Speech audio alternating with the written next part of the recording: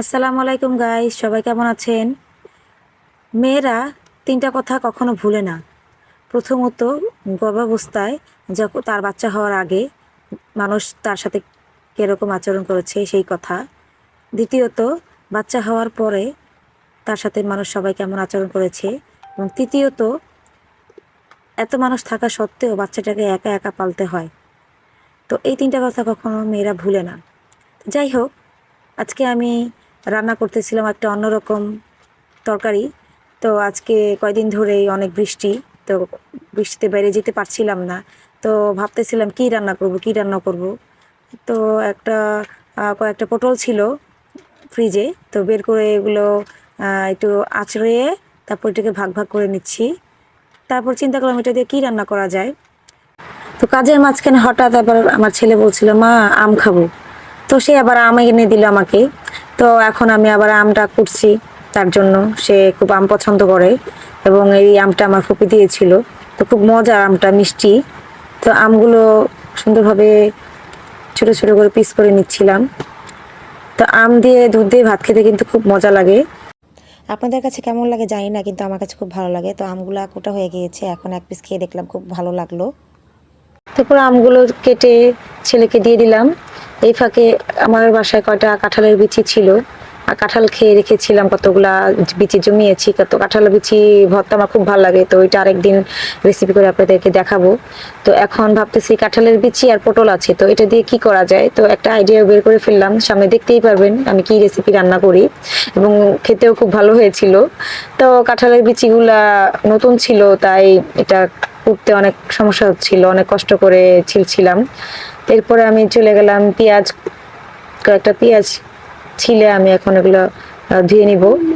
তারপরে আবার মরিচগুলোও ধুয়ে আমি কাটবো। তো পেঁয়াজ মরিচ কাটা হয়ে গেলে তারপরে আমি এক সাইডে রেখে দিব, এবং পটলগুলা এবং কাঁঠালের বিচিগুলো আমি এগুলো ভালোভাবে পরিষ্কার করে ধুয়ে রেখেছি এক সাইডে। এই পর্যায়ে এখন আমি পেঁয়াজগুলো কুচি করে নেব। তো কয়েকটা পেঁয়াজ একসাথে কুচি করে নিয়েছি। পেঁয়াজগুলো দিয়ে আমি দুইটা তরকারি রান্না করব, তো ওই জন্য বেশি পরিমাণ পেঁয়াজ নিয়েছি।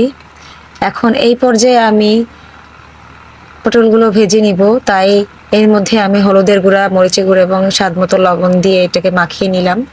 দেখুন মাখানো হয়ে গিয়েছে। এখন আমি কড়াই গরম করতে দিব। কড়াই গরম হয়ে আসলে তেল দিয়ে দিব। তেলটাও গরম যখন হয়ে আসবে তখন আমি সব একে একে পটল দিয়ে এটাকে আমি ভাজবো, উল্টাপাল্টা করে নাড়বো। নেড়ে যখন আধা ভাজা হয়ে আসবে, প্রায় হয়ে আসবে, তখনই আমি এটা নামিয়ে ফেলবো। তো দেখুন আমার পটলগুলো প্রায় হয়ে এসেছে।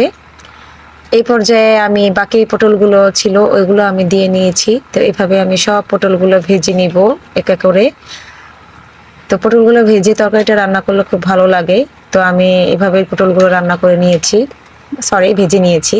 তো এখন একই কড়াইতে আমি পেঁয়াজ মরিচগুলো ভেজে নিব।